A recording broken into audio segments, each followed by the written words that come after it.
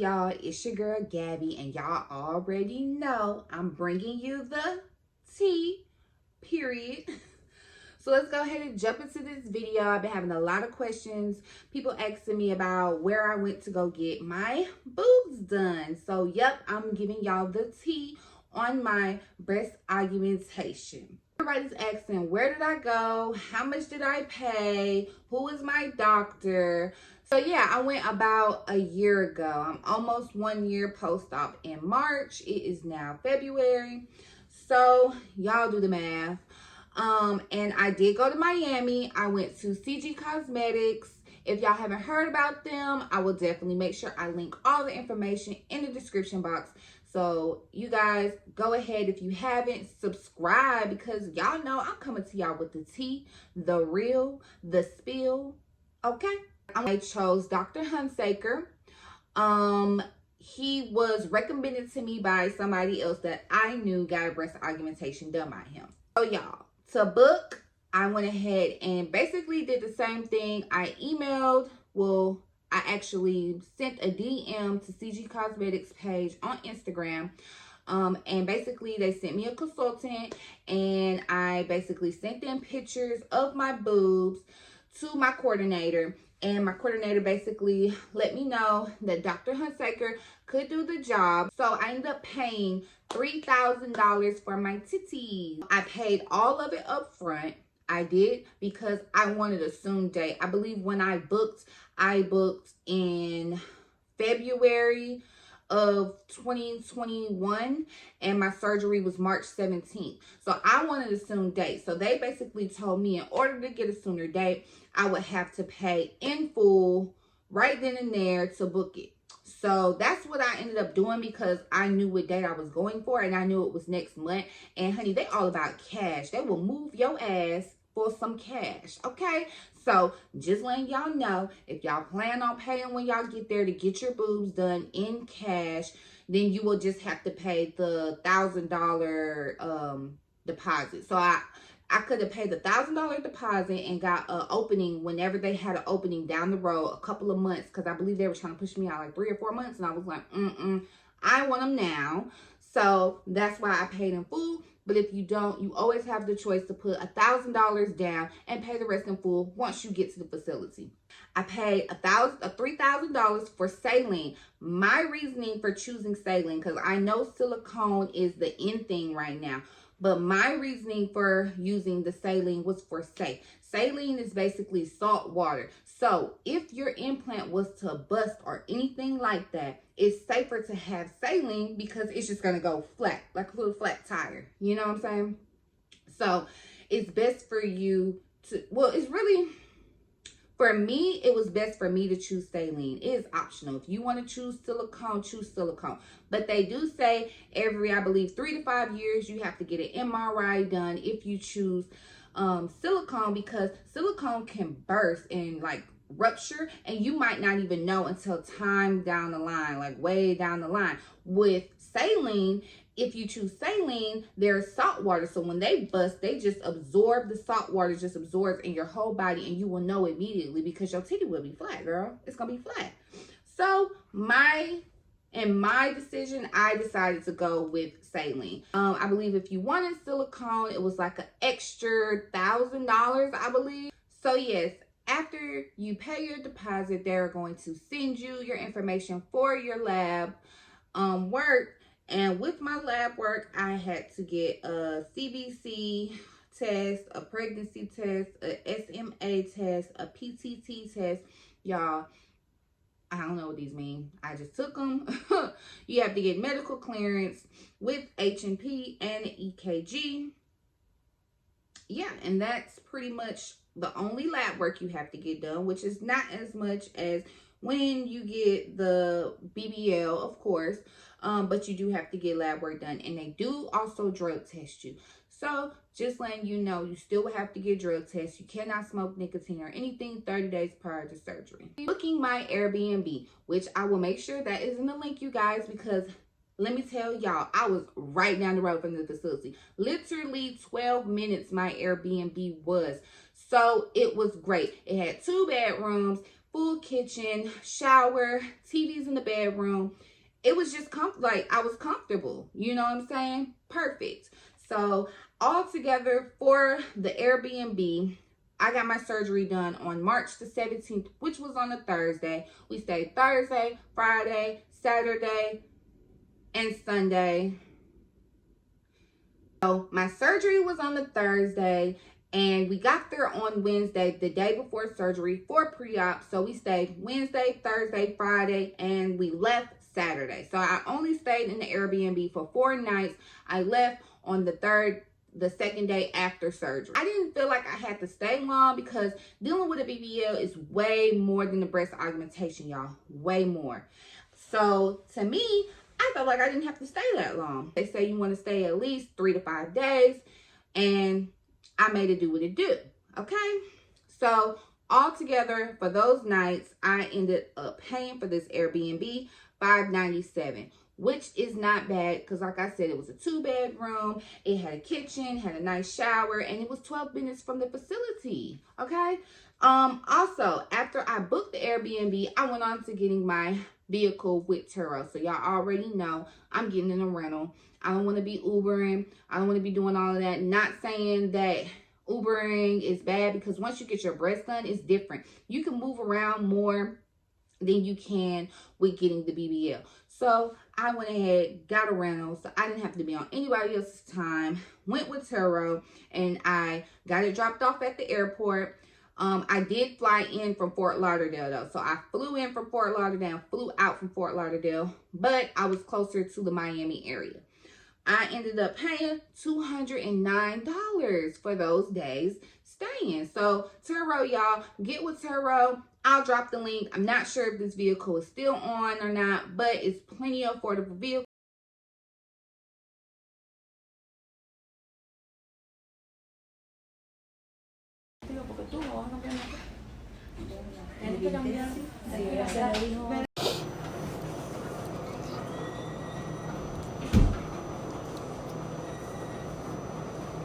So yeah, y'all, my pre-op time was at 2 o'clock. So I ended up getting out around, I believe it was like 6:30.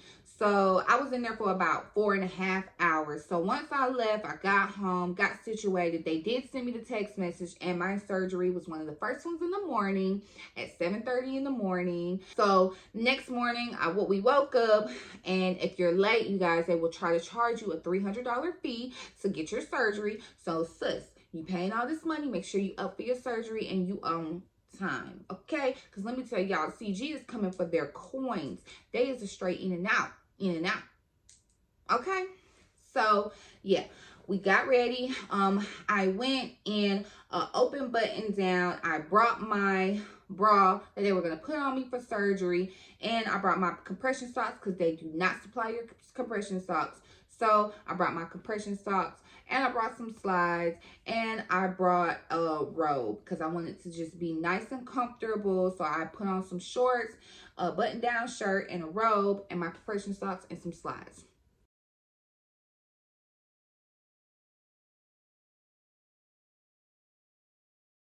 Woke up, you guys, and when I woke up, all I know is I felt like something was sitting on my chest, heavy, like, ooh, like somebody was just pressure on my chest, and like I was just like, ooh, ooh. And I remember her saying, "Sit up, mommy, sit up."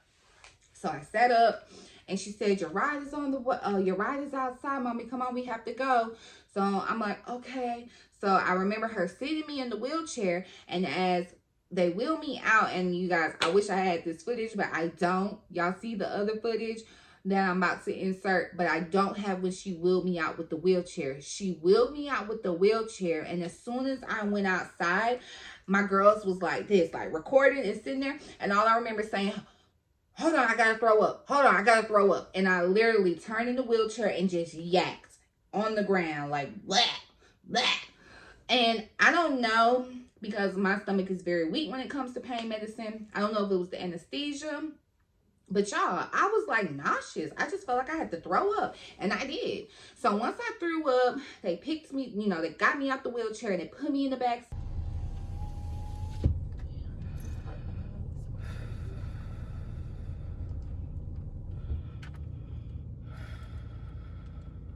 y'all don't laugh at me. I was crying. But let me tell you, I wasn't crying because excruciating pain, like the BBL. I was crying because, like, you know, like, if somebody hits you in the nose and your pressure in your eyes just like start watering up, that's how it felt with my boobs. Like, it just felt like so much pressure was on my chest.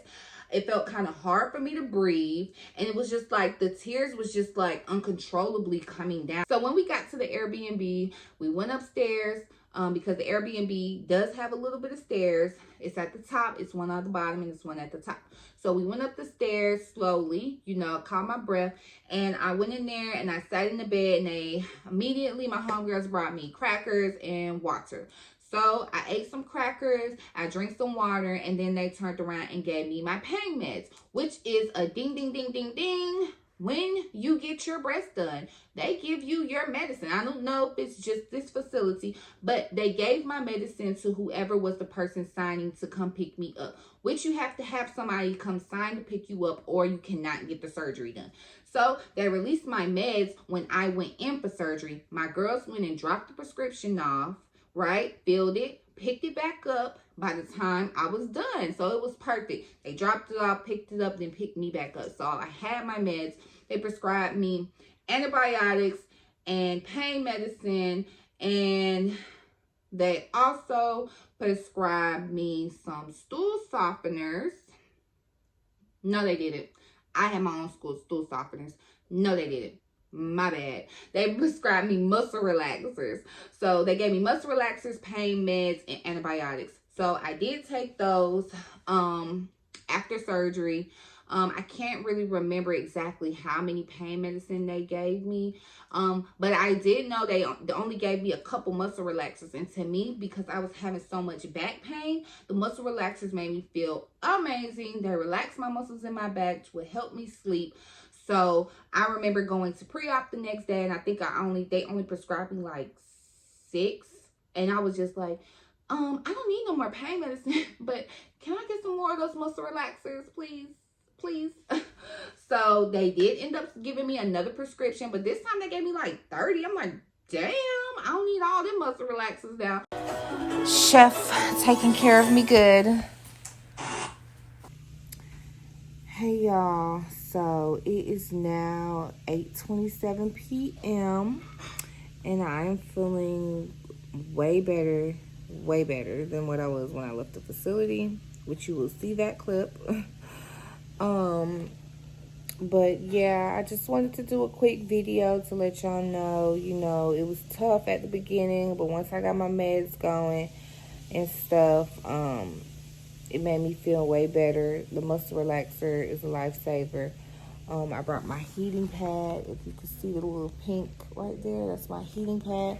And I did have a neck rest on, but I was so hot from sweating from the heating pad that I had to let that, yeah. I had to put something else behind my head for now.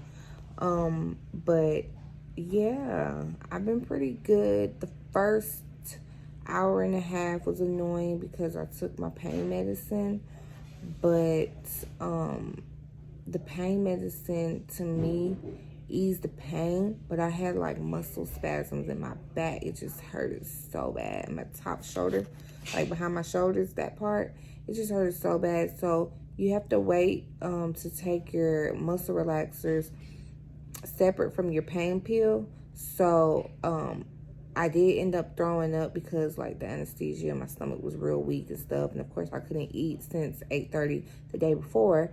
So yeah, I did throw up, and I took the nausea pill first, and then I took the pain pill, and then it says you have to space them out, I think like an hour or so. I don't know, my girls are like on my meds for me. Thank God for them, because they have been helping me out.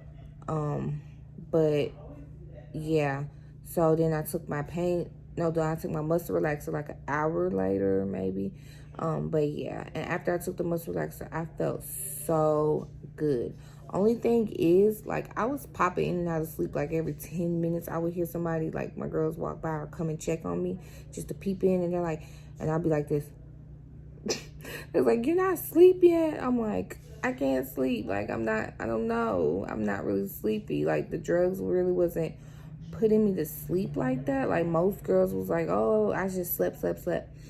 But I also hadn't ate, so I was eating saltine crackers, so I was a little hungry. So they went and got some seafood, and I got a seafood soup and a side of rice. It was really good.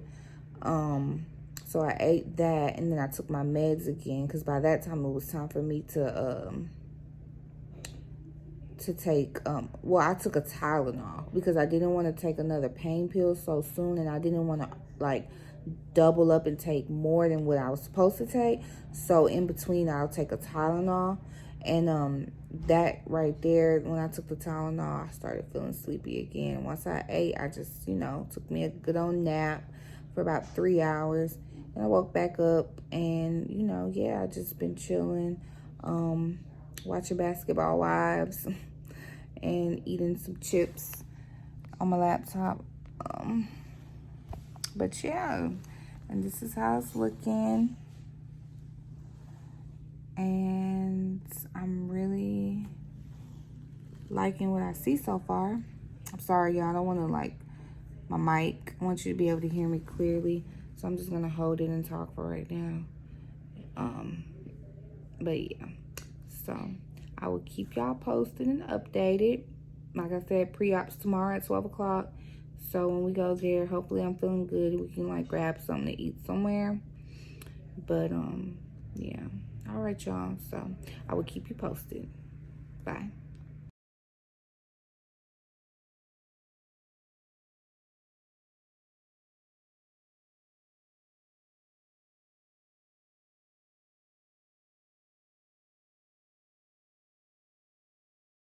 So I didn't even see Dr. Hunsaker. I seen another guy for post-op. And he came in there, he checked it out. He said the decisions look good, everything looks good. He wrote me another prescription for the muscle relaxers. And also, the bra that I got from Amazon was so uncomfortable, you guys. I went in there and he took off the bra. You could see, like, all the indents on me, like from the bra indenting in my skin and stuff. And he was like, that bra's no good. I'm gonna go get you a bra. The bras was like $40 a piece. But when he went and got me that bra, he put it on. It felt fucking... Actually, you guys, I'm going to show y'all the bra, because I still got both of my bras, because they is too comfortable. Them is some night bras, sis. Some of them don't touch me. I'm in my granny mode bras, okay? Give me a second. Hey, y'all. So this is the bra that I got from the facility. And y'all like, ugh. When I tell y'all, this bra is so comfortable. I mean, so comfortable, y'all. I was like, give me another one. Who? You sold it. So I ended up buying another bra. So I ended up buying 2 bras. So from Amazon, I ordered 2 surgical bras, but they weren't comfortable. And then I ordered 3 sports bras that had the zipper in the front. So they were like sports bras with the zipper in the front, which I wore those, but mainly I rotated these 2 bras. Like, took one off, washed it, put the other one on, took that one off, washed it, and rotate. These bras are so comfortable. So, in my opinion, if you're going to CG Cosmetics, get their bra, because it's comfortable. At least one of them. Pretty much the ice packs was like my go-to. The muscle relaxers was my go-to. I propped up. I also bought a pillow later on, because once I slid down like that and my titties was swollen that morning from the fluid and stuff, I was like, nah. I went and bought a pillow that has the little arms on it, that has the backrest, and I will drop that in the description. I bought that to help me sit up when I'm sleeping, so I didn't slide down the pillows.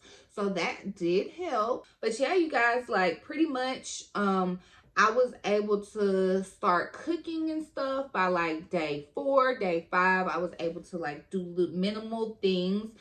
It's much different than getting a BBL. When you get your boobs done, you can't really do too much maneuvering around, because you lose breath real quick. Like BBL, like, yeah, I lost my breath at times, but with the breast augmentation, I literally was out of breath all the time. Like, I have stairs. I didn't want to go down the stairs. I stayed downstairs, or I stayed upstairs, and people brought me stuff, okay? I wasn't gonna walk. The back pains, that shit was just killing me, not gonna lie. But normally after like the second week, people were saying, oh, you should feel better. I didn't start feeling better until like 2.5 weeks. That's when I was finally like, okay, I'm not so stiff. I can move like this, because you can't move for real. I couldn't lift my arms higher than this. I was like, okay, I'm not so stiff. I'm starting to be able to move my arms. I'm starting to be able to turn. I guess my biggest thing was my motherfucking ass bone and my back. My butt bone, my tailbone, y'all, it hurt. It hurt because I had literally have to sleep and sit and sleep and sit. And all that pressure is just weighing down on my tailbone. So that used to hurt me. And you can't go to the side. You can't go to this side and get that pressure relieved off. You literally can stand up and sit down. You can't sleep on your stomach because it's pulling down on your breast and the incisions underneath. So my incisions literally aren't that big. They're like this big, and they really did dissolve. I ended up getting 320 cc's in both boobs. So yeah, you girls, I got some jugs on me. After surgery, they do give you your paperwork to tell you what all you got done. Kudos to y'all, because 305 got me fucked up. Anyway, so they do give you your paperwork, and they did let me know how much, cc's was in each breast. They also give you a little card, and on both cards they tell you like serial numbers of what your breast implants are, how much cc's, all that good stuff, what to do, what not to do. So they do give you that information. Do they call you? No. Did anybody call me? No, they did not. Not the next day, not the next day, or the next day. So nobody's calling and checking on you. I didn't have any kind of complications. It did take a long time for me to be able to turn and sleep or sleep leaning back. So that was very annoying, having to wait for me to do that. I guess that's why I have more patience with my BBL, because I had to go through that process already with sleeping issues from surgery. So, be patient, you guys. It's going to go by, and like that, you're going to be back to normal. Having to do any lifting, you're not going to be able to do it for 6 weeks, maybe a minimum of 4.5 to 5 weeks. You might be able to start lifting light. Like when I say light, I mean less than 15 pounds light. Okay? Do not reopen your incisions by trying to lift or do too much, because your implant is gonna go poof. No, I'm just kidding. Your implant's not going to do that. But you can reopen your incisions. My incisions did dissolve. They did not put any incisions that I had to go and get taken out. So they do dissolve on their own. They did say, though, you will see a little knot on both sides of the incisions that you just need to clip off. So I did have to clip off a little string on both sides and clip it off. And then the rest just dissolves into your skin. So for those of you who's worried about, oh, am I going to have to pay somewhere or go somewhere to get the incisions taken off? If you go there, no, they will dissolve. CG Cosmetics is definitely an affordable surgery place if you find the right doctor. Getting the breast did make me want to get more of a BBL, because I felt like I had a little bit more projection up here than I did at the bottom. But the BBL was definitely well needed, because this had a little fat I was trying to get rid of. But you just want to make sure when you get your boobs done, you're doing something that is fitting you, because you don't want to go in there thinking like negative, or thinking that you want these super big titties, girls. Like, no, like they don't even have the bras, because I went to another place in Atlanta, but I didn't end up going through. But they didn't even have the bras that you put the implants in to try it on to see what you want. They literally are going to tell you what they're going to stick in your titties. You can tell them what you want, saline or silicone. You can show them a wish pick, but they are going to put however much cc's they feel like your width to body needs. Okay, so don't go in there saying, give me 300 cc's, boom, and they're going to give you 300 cc's. They're not going to do that. He's going to tell you, I'm going to do what's going to fit your body frame. And you'll find out when you wake up off that table that you got fucking big ass titties. No, I'm just kidding. You're just gonna wake up from the table and you're gonna see your breasts.